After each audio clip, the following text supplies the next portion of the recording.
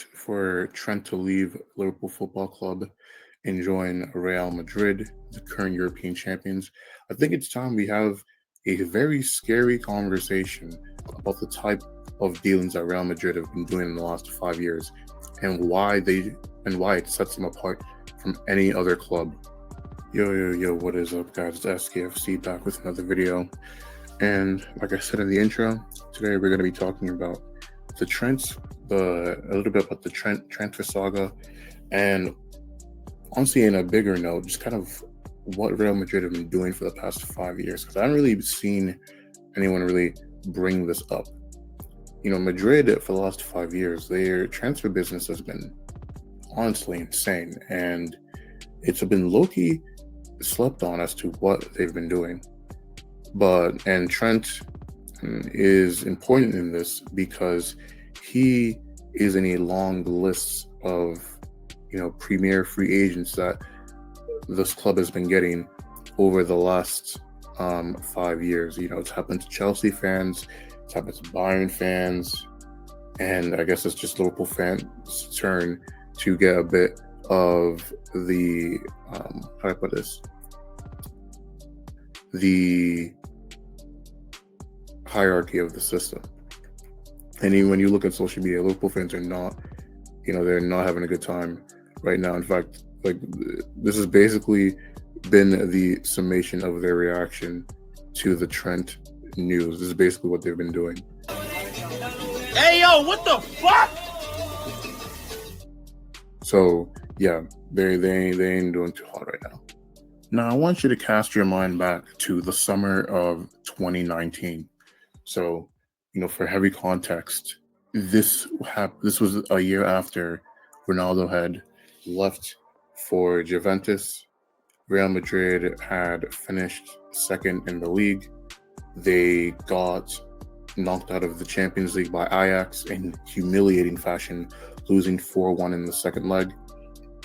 So suffice to say, they were not in a good place.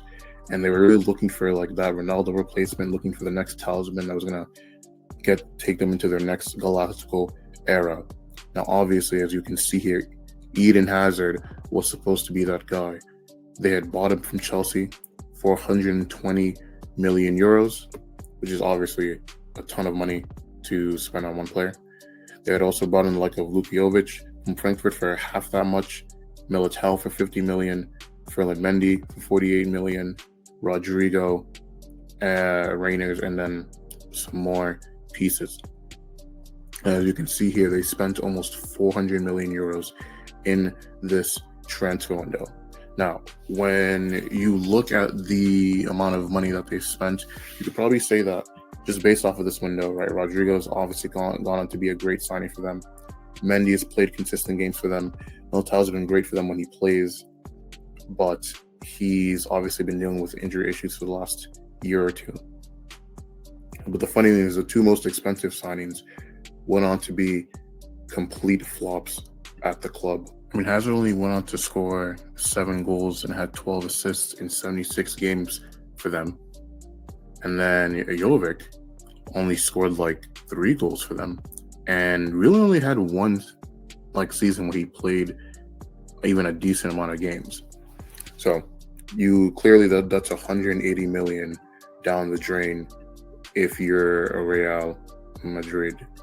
And this issue becomes compounded when you think about what happened the following year. Now, obviously, COVID, or the pandemic, should I say, happened right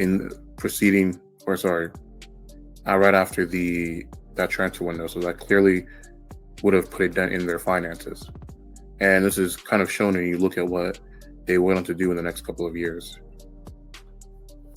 Now, at the end of the 1920 season, they still went on to win the league. They got knocked out of the Champions League in the round of 16 by Manchester City. And what I think is very fascinating is for the next transfer window, they didn't sign a single player. In fact, all they did was, get back a lot of the players that they already had on loan, the likes of Kubo, Odegaard, Sergio Reguilon.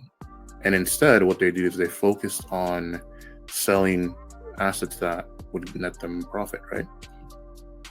So in this specific window, they ended up making over 100 million euros in profit while not actually spending any money on the team. Now, obviously, given the type of galactico branding that Madrid is known for, the fact that they spent no money is, very interesting. Obviously, it's probably heavily influenced by the lack of financials from the pandemic, but it still kind of sets this context for where they're at that point of this decade. Then we go into summer of 2021. And even this summer, again, they only really spent money on one player in Camavinga. And even David Alaba, they brought on a free transfer. And that is notable, and we are going to get to that in a second. But again, you notice here, so far, the last two windows, post spending 400 mil, they only spent 300 mil on transfers, 31 million euros on transfers. And again, I want you to note, they have notable departures here, specifically in Odegaard and Varane. So they, made a revenue of 78 million on transfers with a profit of, 47 million. So when you combine that with what they were doing the season prior, you're looking at a net profit of 147 million, even 155 million over the last two seasons. Again, this is a club that is known for, spending big. And, especially with the reputation of Florentino Perez. So you can see good business done here. And, they didn't quite win the league this season because Atletico won it. But even what is impressive is they went on to win the Champions League this very same year. And keep in mind, I'm not, bringing up any revenue that they make in terms of price money or ticketing, because I think by this point, fans would have been back in the stadium. So this is just purely off of, transfer. Then we go into the summer of 2022, and now they decide to bring in Tchouaméni from Monaco for 80 million euros. Again, another free transfer of a top player in Antonio Rudiger from Chelsea. And they've spent 80 million euros in this transfer window, and they still managed to sell Casemiro off to United for 70 million and make a good amount of decent small transfers at the same time, which nets them a transfer revenue of 92 mil. So even knowing where they spent big on a single player, they still made a profit in the transfer window of 12 million. And if you're keeping up with the profit at this point in terms of their transfers, so now they're at 167 million euros in terms of the profit they've made in the transfers in their last couple of seasons. And again, they didn't go on to win the league this year, but the squad still performed well. They still finished second behind Xavi. And this season they lost to Manchester City in, I believe it was the quarterfinals, en route to City's treble-winning season. And then we move on to the beginning of last season. Obviously, we know about the big amounts of money they spent on Jude Bellingham, 113 mil. Bringing in Arda Güler for 20 mil, who's been another good young player for them. And here they didn't really sell as much. So this is the first season. So last year was the first season in like 3 years that they didn't make a profit in a transfer window. So obviously Jude Bellingham going on to be one of the best players in the world right now. Arda Güler being a young talent for the future. So 20 mil is definitely a good steal for Güler in that sense. And I even made a video on him. Cheap plug, I know. And then we come to this season, bringing in another amazing young talent, someone that's primed with lots of potential in Endrick for about just under 50 mil. And Mbappe, which is the big one here, for a free transfer. And again, this season as well, technically didn't really make a profit, only sold about worth 16 million euros worth of players. So now that we've gone to look at their transfers for the last 5 years, what am I wanting you guys to take away from this? What is the point of me bringing all this stuff up? Now, Real Madrid's transfer model is pretty clear. They buy young players with potential, They have those young players embedded into the squad, with the likes of the veterans still there.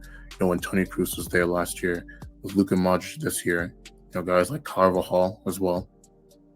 And then they bring in world-class free agents, the likes of Alaba, Rudiger, Trent, Mbappe. These are all players, probably with the exception of Alaba, that at the time that Madrid brought them were minimum top 3 in their positions. So they're still able to keep a competitive squad, build competitive squads for the Champions League, for the league, while not having to, overextend their money in order to do that. And they can do that because ultimately they're Real Madrid. The allure of playing for them is going to supersede pretty much any club structure that these players come from. Especially when you think of the likes of Mbappe and Trent, who literally left or are going to leave their hometown clubs to play for Real Madrid. And then when you buy in the young players, the likes of Tchouaméni, Camavinga, Goulet, Endrick,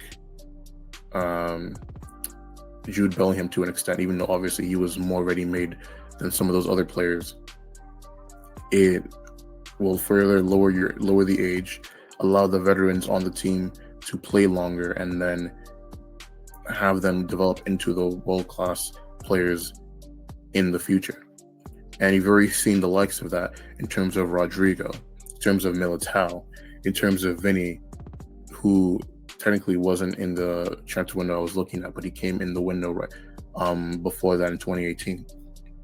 So clearly this is a model that's been working well for them and looks like will continue to work well for them in the future. And that brings me to the end of my video for today. So I appreciate it. I appreciate it if you guys stuck to the end of the video.